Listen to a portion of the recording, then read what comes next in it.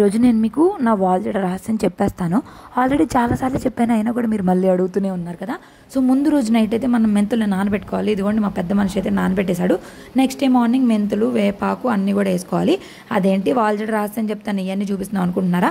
నాకు విపరీతమైన చుండ్రు ఉంది, నేను ఏ షాంపూ వాడతాను, నీకు ఎలా హెయిర్ ఫాల్, నీ హెయిర్ బాగుంటుందని మీరు అడుగుతారు. నాకు విపరీతమైన హెయిర్ ఫాల్ అవుతుంది, విపరీతమైన డాండ్రఫ్ ఉంది, నేను హెయిర్కి ఏమి యూజ్ చేయను అని చాలాసార్లు చెప్పినా మళ్ళీ కొత్త వాళ్ళు రావడం వల్ల వాళ్ళకి తెలియట్లేదు.